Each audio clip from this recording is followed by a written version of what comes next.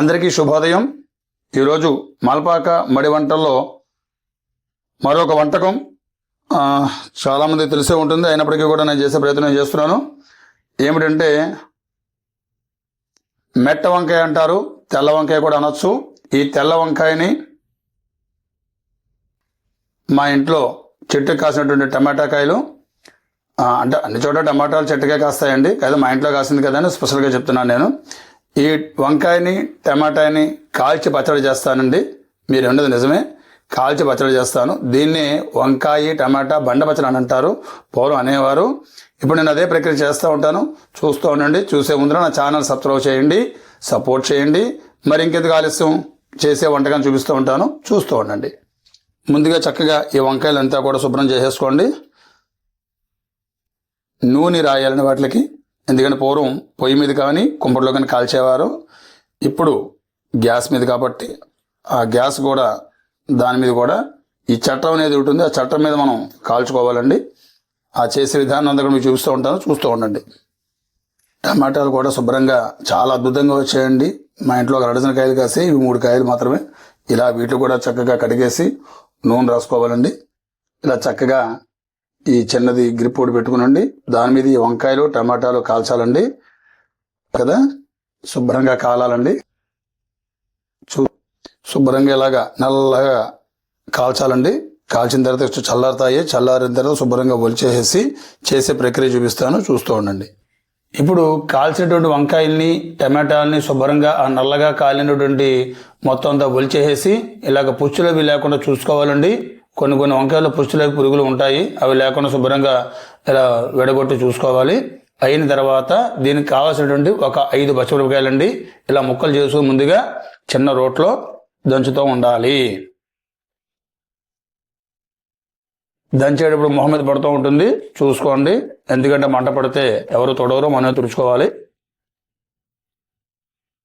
అలాగే దీనికి సరిపడా కొత్తిమీర అండి శుభ్రపరచుకుని చక్కగా కొత్తిమీర కూడా వేసుకుని దంచుకోవాలండి. ఈ రకంగా పచ్చిమిరపకాయల్ని కొత్తిమీర దంచాలండి.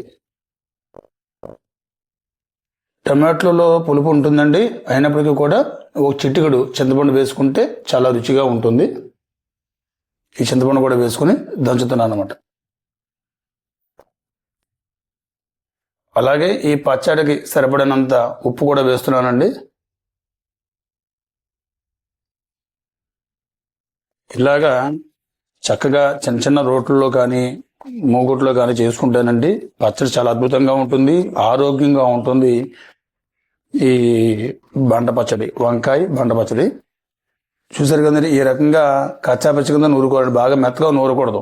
ఈ సదుపాయం రోట్లో అయితేనే కుదురుతుందండి, మూగుట్లో మన మిక్సీలో అయితే కనుక ఆ వ్యవస్థ కుదరదు, బాగా మెత్తగా అయిపోతూ ఉంటుంది, అని చేత టేస్ట్ ఉండదు. ఎందుకంటే ఈ పచ్చిమిరకాయ కొత్తిమీర అలా చిన్న చిన్న ముక్కలు మనం కలుపుకుని తినేటప్పుడు పంట కింద పెడితే చాలా రుచి వస్తుందండి, చాలా బాగుంటుంది.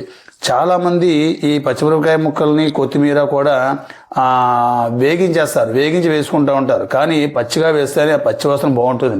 ఇందులోకి మాత్రం పచ్చిగా వేస్తేనే బాగుంటుంది. ఉంచుకున్నాము ఆ టమాటో శుభ్రపరిచి ఉంచుకున్నాము, ఆ టమాటాను కూడా మనం ఈ మిశ్రమంలో వేసి దంచుతున్నాం అన్నమాట అండి.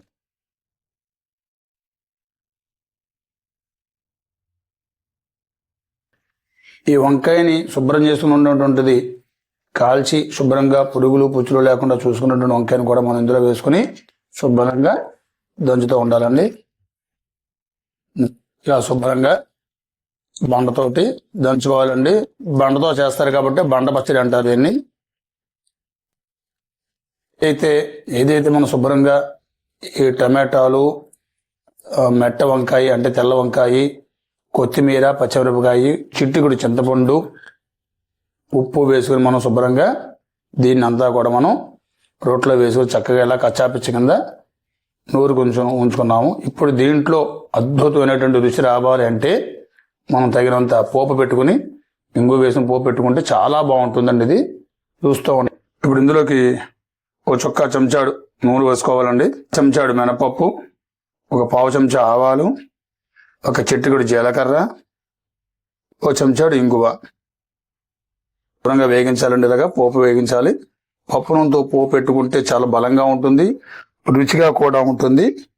ఈ ప్రక్రియని ఎవరు స్కిప్ చేయకుండా చూడండి. వంకాయ బండ పచ్చడి చేసే విధానాన్ని మీకు తెలియపరుస్తున్నాను.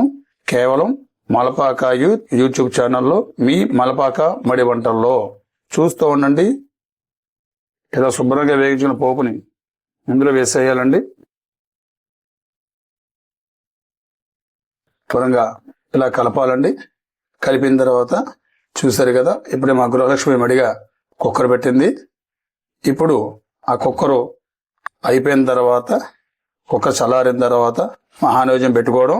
ఈ వంకాయ బండ పచ్చడి వేసుకుని వీలైతే కొద్దిగా కారం తినాలనుకున్నటువంటి వాళ్ళు సన్నటి పచ్చిమిరకాయలు ఉంటాయండి.